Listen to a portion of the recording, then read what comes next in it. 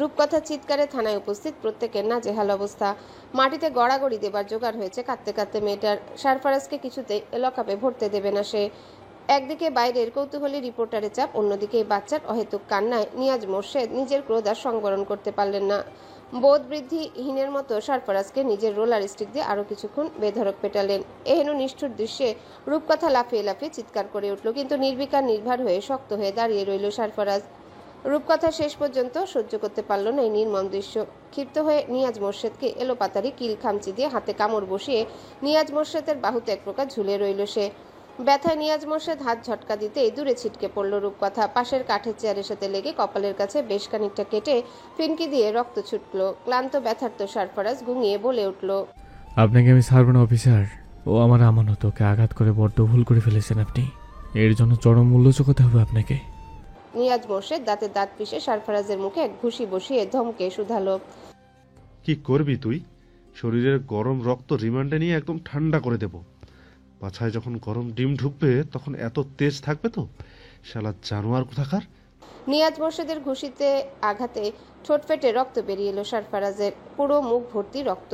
সফেদ দাঁতগুলো কেমন রঙিন হয়ে রাক্ষসের মতো দেখাচ্ছে সারফারাজকে। থু করে সেই রক্ত মেঝেতে ফেলে বিদঘুটে হাসলো সারফারাজ।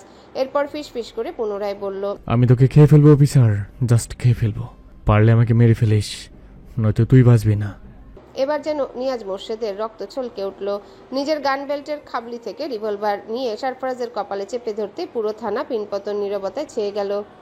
মেঝেতে বুট ঠুকে স্যালুটের শব্দে পেছনে ফিরল নিয়াজ। পেছনে কমিশনার দাঁড়ানো। ভীত হয়ে গান সরাতে পুলিশ কমিশনার রূপকথাকে মাটি থেকে তুলে কোলে নিলেন। এরপর ভারী গলায় শুধালেন, এই বাচ্চাকে আঘাত কে করেছে?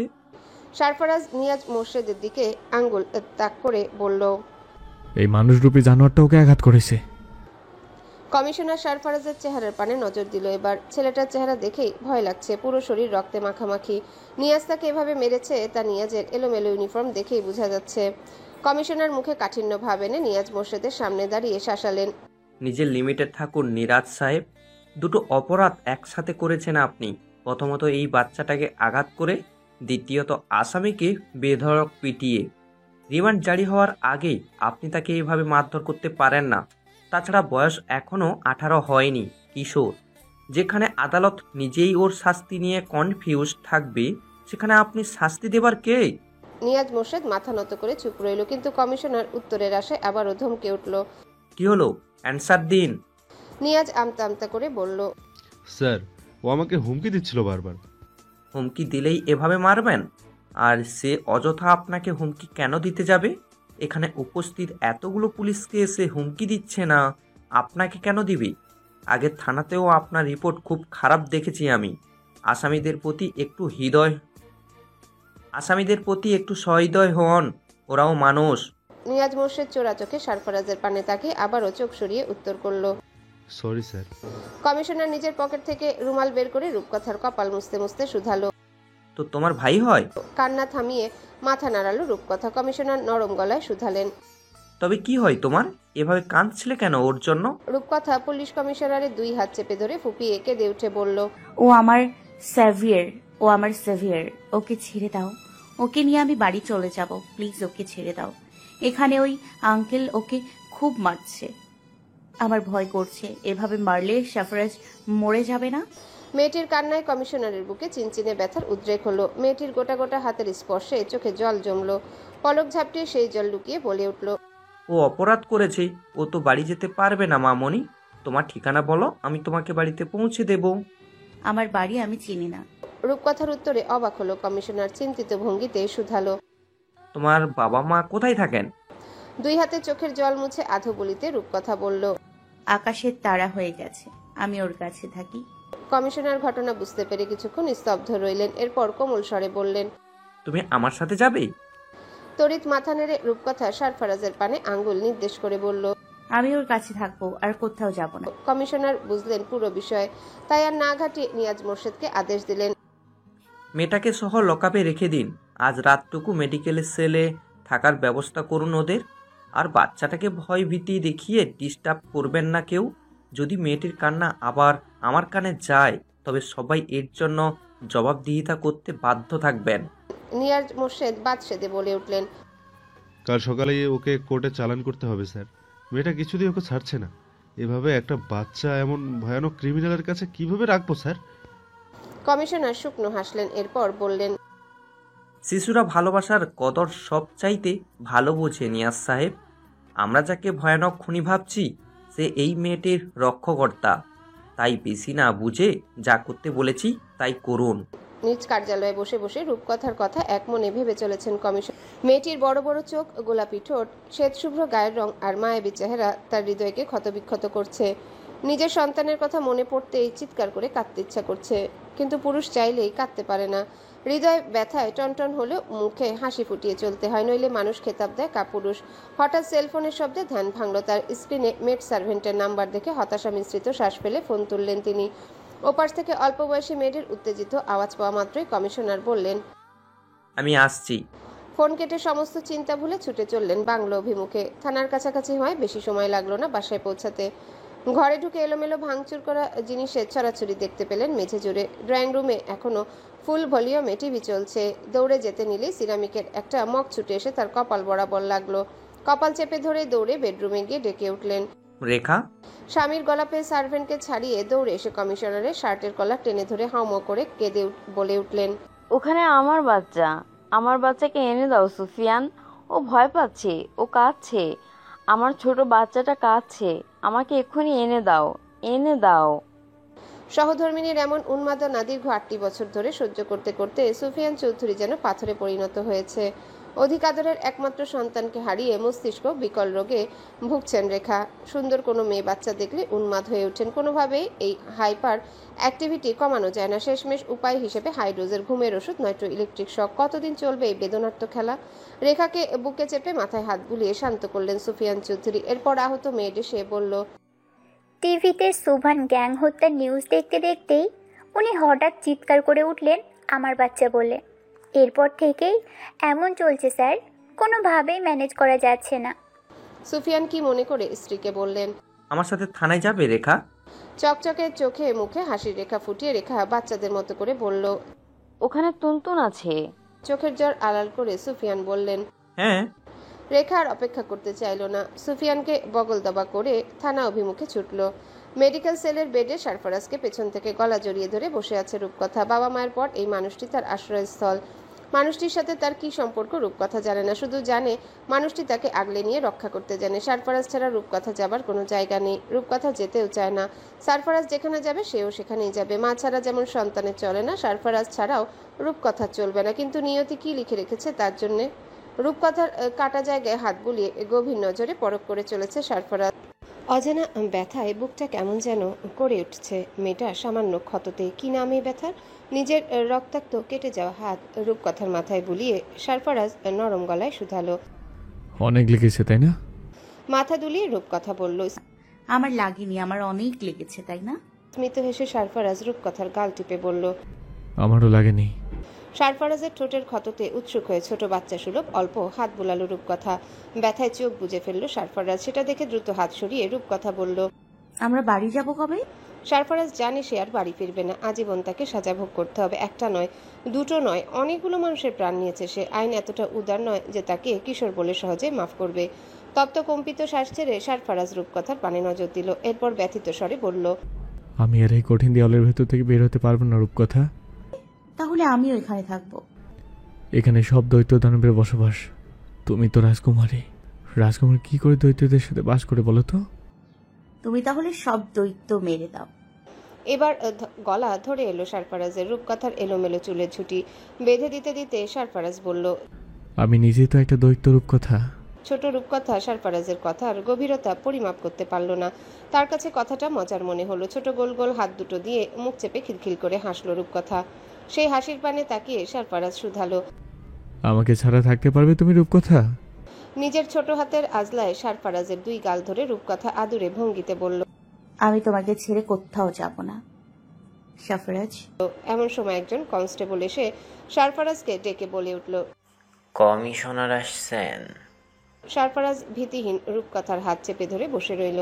কনস্টেবল বিদায় নিতেই দৌড়ে সেলের ভিতর প্রবেশ করলো রেখা। চোখে মুখে অনন্য খুশির দ্যুতি তার। এসে রূপকথাকে বুকে জড়িয়ে চোখ মুখে হাজারো চুমু আঁকলো। আকস্মিক এমন কাণ্ডে ভড়কে গেল রূপকথা। সারফারাজ ভাবলো হয়তো রূপকথার আত্মীয়। কোনো কিছু বুঝে ওঠার আগে রেখা বলে উঠল। এখানে এমন ভয়ানক মানুষের কাছে কেন বসে আছো টুনটুন? বাড়ি চলো, কখন থেকে খুঁজে চলেছি তোমায়। বলেই টেনে হিড়হিড় করে রূপকথাকে নিয়ে যেতে চাইলো রেখা, কিন্তু সারফারাজের হাত খামচে ধরে কেঁদে উঠল রূপকথা। আপনাকে আমি চিনি না, আমি যাব না। রেখা কিছু বলার আগে সুফিয়ান চৌধুরী বলে উঠল। ওকে ছেড়ে দাও রেখা, ওকে আমরা রাতে বাড়িতে নিয়ে যাব। এবার রিয়াক্ট করে উঠল রেখা, চিৎকার করে বলে উঠল। সারাদিন পর বাচ্চাকে খুঁজে পেলাম, আমার মানিক, আমি ফেলে কিছুতেই যাব না। পাগলামো করো না রেখা। চিৎকার করে রেখা বলে উঠল। আমার মেয়েকে ফেলে আমি কিছুতেই যাব না সুফিয়ান। আর এই ছেলেটা তো খুনি, টিভিতে দেখেছি ওকে আমি। আমার মেয়ে এর সাথে কি করছে এখানে? কথাটা বলে আবার টানা হেঁচড়া শুরু করলো রূপকথাকে। সারফারাজ বুঝলো পুরো ঘটনা। রেখার চোখে মুখে অসুস্থতার ছাপ স্পষ্ট, কথাবার্তা স্বাভাবিক নয়। যেখানে সারফারাজ নিজে রূপকথার বাবা মাকে মরতে দেখেছে, সেখানে এই মহিলা কিছুতেই রূপকথার মা হতে পারে না। কমিশনার কিছু বলার আগে সারফারাজ বলল। উনি তোমার খালামণি রূপকথা, ওনাকে ভয় পেও না। সারফারাজের কথায় তেলে বেগুনে জ্বলে উঠল রেখা। সারফারাজকে ধমকে বলে উঠল। আমি ওর মা। পাগল হয়ে গেছো তুমি? পরিস্থিতি ঘোলা বুঝতে পেরে রেখাকে বহু কষ্টে সামলে নানান বুঝ দিয়ে বের করে নিয়ে গেল সুফিয়ান চৌধুরী, কিন্তু রেখা বারবার বলল। প্রমিস করো সুফিয়ান, রাতে ওকে বাড়িতে নিয়ে আসবে। সুফিয়ান মিথ্যে সান্ত্বনা দিয়ে বলল। ঠিক আছে, নিয়ে যাব। রাতের আধার এসে গ্রাস করেছে ধরণী। ঘড়ির সময় জানা নেই। সারফারাজের হাজতের কঠিন দেয়াল পার করে এখানে বাইরের কোনো সারা শব্দ আসে না। চারপাশে শুধু পুলিশের বুটের শব্দ ব্যতীত সব কেমন ধোঁয়াশা। রূপকথা কিছুক্ষণ আগেই ঘুমিয়েছে। কমিশনার স্পেশাল খাবার পাঠিয়েছে তার জন্য। মুখের আঘাতের কারণে সারফারাজ কিছু খেতে পারেনি। থেকে থেকে মেয়েটি ঘুমের ঘোরে বলে উঠছে। আমি সাফরাজকে ছেড়ে যাব না। মেয়েটির মুখের মায়ায় সারফারাজ তাচ্ছিল্য হেসে বলে। সম্পর্কে তুমি আমার কেউ না, অথচ টান যেন জনম জনমের। কথাটা বলে রূপকথার কপালের আঘাতের স্থানে অল্প হাত ছুঁয়ে আদর করলো সারফারাজ। হঠাৎ ভারী বুটের শব্দে নড়ে চড়ে উঠল সারফারাজ। সারফারাজ ধরেই নিল নিয়াজ মোর্শেদ তাকে শায়েস্তা করার জন্য আসছে বোধহয়, কিন্তু তাকে ভুল প্রমাণ করে কমিশনার সুফিয়ান চৌধুরী ভেতরে প্রবেশ করে বলে উঠল। বাচ্চাটা আমাকে দিবি সারফারাজ? সারফারাজ যেন কথা বলার ভাষা হারিয়ে ফেলল। বিছানা থেকে উঠে দাঁড়িয়ে ফাঁকা দৃষ্টিতে তাকিয়ে রইল সুফিয়ান চৌধুরীর পানে। সুফিয়ান চৌধুরী আবারও অসহায়ের ন্যায় বলে উঠল। দুপুরে যাকে দেখলি ও আমার স্ত্রী। ভালোবেসে বিয়ে করেছি। টাকা পয়সা ক্ষমতা কিচ্ছুটির অভাব নেই। অভাব কিসের জানিস? একটা সন্তানের।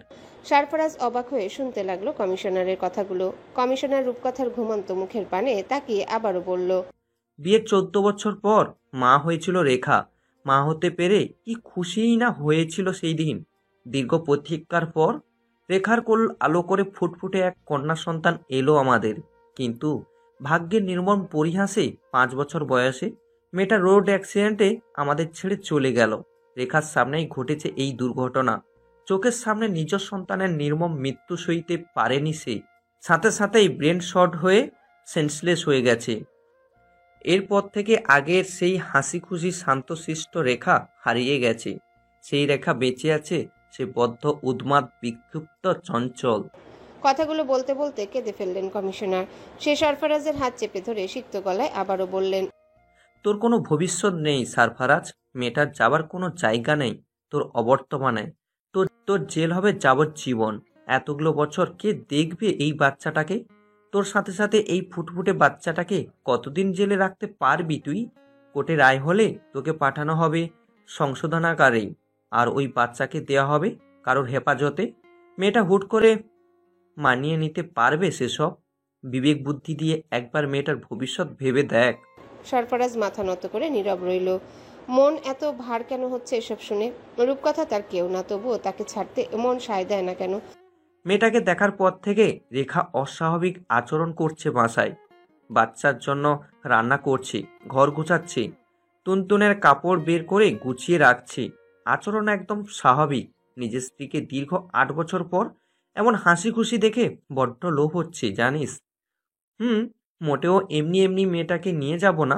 তোকে সুন্দর একটা জীবন উপহার দিয়ে মেয়েটাকে নিয়ে যাব। কথাটা বলেই সারফারাজের পায়ের কাছে হাঁটু মুড়ে বসে গেলেন সুফিয়ান চৌধুরী। আকস্মিক এমন কাণ্ডে সরে দাঁড়ালো সারফারাজ। সুফিয়ান ব্যথিত কণ্ঠে বললেন, দীর্ঘ জীবনের দায়িত্বে আজ অসৎ হতে চলেছি, গায়ের উর্দিতে কলঙ্ক লাগাতে চলেছি, শুধুমাত্র প্রিয়তমা স্ত্রীর মুখের হাসি আর তার স্বাভাবিক জীবনযাপনের জন্য। কোর্টে চালানোর পথে তোকে পালানোর সমস্ত পথ আমি খুলে দেব সারফারাজ। শুধু তাই নয়, এই দেশ থেকে অন্য কোথাও তোকে পাঠিয়ে দেব, যেখানে তোর অপরাধ সম্পর্কে কেউই জানবে না। কেউ অপরাধী খুনি বলে তোর দিকে আঙ্গুল তুলবে না। শুধু মেয়েটাকে ভিক্ষে দে আমাকে। দেখ বয়সে কত বড় হয়ে তোর পায়ের কাছে বসে আছি আমি, দিবি আমায়? সারফারাজ চোখ বুজে নিজের ভবিষ্যৎ ভেবে নিল। সত্যি তার এই অনিশ্চিত জীবনে মেয়েটিকে জড়িয়ে শুধুই কষ্ট বই, আর কিছুই দেওয়া হবে না। এর চাইতে রূপকথা কমিশনারের পরিবারের কাছে থাকলে ভালো থাকবে, ওর সুন্দর ভবিষ্যৎ হবে। রূপকথার ভবিষ্যৎ চিন্তা করে মাথা ঝাঁকালো সারফারাজ। এরপর বুক পকেট থেকে একটা রক্তাক্ত ছবি বের করে কম্পিত হাতে সুফিয়ান চৌধুরীর পানে এগিয়ে বলল, আমার মাকে খুঁজে দেবেন? দ্রুত হাতে ছবি নিয়ে সুফিয়ান বলল, দেব। সারফারাজ একবার রূপকথার মাথায় হাত বুলালো, এরপর বলল, আগলে রাখবেন, বড় লোকের মেয়ে, বাবা জাহাজের ক্যাপ্টেন ছিল, আমার সামনেই দুনিয়া থেকে বিদায় নিয়েছে তারা। মাথা ঝাঁকিয়ে সায় জানিয়ে ঘুমন্ত রূপকথাকে কোলে তুলে বুকে জড়ালেন সুফিয়ান। এরপর চলে যাবার জন্য পা বাড়ালো। সারফারাজ ব্যথিত স্বরে বললেন, কাল একবার নিয়ে আসবেন, শেষ দেখা দেখব। সারা রাত সারফারাজের ঘুম হলো না। একই জায়গায় হাঁটু ভাঁজ করে বসে পুরোটা রাত কাভার করলো সে। গায়ে জড়ানো রক্ত ভেজা শার্ট শুকিয়ে খড়খড়ে হয়ে রয়েছে, গা থেকে রক্তের আষ্টে গন্ধ বেরোচ্ছে। একদিকে না খাওয়া, তার মধ্যে মাথার উপর বিশাল দুশ্চিন্তা, সব মিলিয়ে কেমন পেটে গুড়গুড় করে উঠল সারফারাজের। পেট গুলিয়ে বমি পাচ্ছে তার। একটু পানি খেতে পারলে ভালো হতো। দুর্বল শরীরে চারিপাশে পানি খুঁজলো। অবশেষে টেবিলের এক কোণে পানির সন্ধান মিলল। হাঁটুতে ভর দিয়ে পানির জগের কাছে যাবার জন্য উঠে দাঁড়াতে চাইল সারফারাজ, কিন্তু ব্যথায় কুকিয়ে বসে পড়ল। নিয়াজ মোর্শেদ আর কাবিরের আঘাত মিলে পা দুটো ফুলে টনটনে হয়ে আছে, সেগুলো যেন আজ শক্তিহীন, অসার। এদিকে খারাপ লাগার মাত্রা ছাড়ালো। শেষ চেষ্টায় বেড ধরে খিচে উঠে দাঁড়ালো সারফারাজ। এরপর খুঁড়িয়ে পানির জগের কাছে এলো। কাটা দগদগে ঠোঁটে পানিটা লাগা মাত্র লালচে ঠোঁট জোড়া আগুনের মতো জ্বলে উঠল। তবুও চোখ খিচে অল্প পানি পেটে চালান দিল সারফারাজ। এরপর চারিপাশে লাল রঙা সিমেন্টের দেয়ালে নজর বুলালো। আজ থেকে তার জীবনের গতি উদ্দেশ্যহীন। কমিশনারের কথা বিন্দুমাত্র বিশ্বাস করেনি সারফারাজ। আজকাল নিজের স্বার্থের জন্য মানুষ নিখুঁত অভিনয় করতে পারে। একজন খুনিকে বাঁচিয়ে তার কী লাভ? নিজের বেঁচে থাকার জন্য রূপকথাকে কমিশনার হাতে তুলে দেয়নি সারফারাজ। রূপকথার জন্য কমিশনার আর তার স্ত্রী দুজনের চোখে মুখে তীব্র আকুতি দেখেছে সারফারাজ। মানুষের চোখ কখনো মিথ্যা বলে না, কথাটা সারফারাজের বাবা তাকে বলেছিল। খুবই বিচক্ষণ আর বুদ্ধিমান ছিলেন কিনা। ছেলেকেও গড়ে তুলতে চেয়েছিলেন নিজের মতো, কিন্তু বিধিবাম। কমিশনারের টাকা পয়সা, বিলাসবহুল জীবনযাপন, কিচ্ছুটির অভাব নেই। সন্তানহারা এই দম্পতি নিজের সবটা দিয়ে যে রূপকথাকে আগলে রাখবে সারফারাজ বেশ বুঝতে পারছে। এই জন্য সে বিনা সংকোচে রাজি হয়েছে, কিন্তু কোথাও একটা সূক্ষ্ম ব্যথা গুমড়ে কাটছে। ব্যথাটা কিসের খুঁজে পায় না সারফারাজ। হয়তো একসাথে কিছুদিন হলো, তাই মায়া বসে গেছে। এই মায়াটা আবার বড় অদ্ভুত জিনিস। কারো উপর একবার তা বসে গেলে দুনিয়া ওলট পালট করে দিতে ইচ্ছা করে সেই মানুষটির সামান্য খুশির জন্যে। তবুও মন বলে মানুষটা ভালো থাকুক। রূপকথা কি কখনো আমার মনে রাখবে? আমাদের কি আর কখনো দেখা হবে? বড় হয়ে রূপকথা চিনতে পারবে আমায়, নাকি চিরতরে ভুলে যাবে সারফারাজ নামক খুনের কথা? সারফারাজের ভাবনা শুধু ছিল পুলিশের বুটের খটখট শব্দে। ধ্যান ছেড়ে দরজার পানে শকুনি নজর বুলালো সে। আজ তাকে কোর্টে চালান করা হবে। কমিশনার কথা রাখলে জীবনে বেঁচে থাকার দ্বিতীয় সুযোগ পাবে সারফারাজ। আর সাজা হলে জীবনের সমাপ্তি এখানেই। বন্দি জীবন কখনো জীবন হয় নাকি? সে তো চিড়িয়াখানার জন্তুর নেই। তবে কি মায়ের সাথে আর দেখা হবে না? ভাগ্য বুঝি এতটাই নিষ্ঠুর তার প্রতি। নিয়াজ মোর্শেদ আর দুজন হাবিলদার প্রবেশ করলো ভিতরে। কর্কশ কণ্ঠে সারফারাজকে উদ্দেশ্যে করে নিয়াজ বলে উঠল, এমন বয়ান দেব তোর নামে, আজীবন জেলে পচে মরবি, তবুও ছাড়া পাবি না, বাস্টার্ড একটা। কথাটা বলেই নিষ্ঠুরের মতো সারফারাজের কাটা হাত চেপে ধরে হ্যান্ডকাপ লাগালেন। এরপর আবারও বলে উঠলেন, ওই কমিশনার নিজে তোকে কোর্ট অবধি নিয়ে যাবে, নয়তো অর্ধেক রাস্তাতেই তোর খেল খতম করতাম আমি। নিয়াজ মোর্শেদের অগ্নি বর্ণ হিংস্র চেহারার পানে তাকিয়ে ঠিক করে হেসে উঠল সারফারাজ।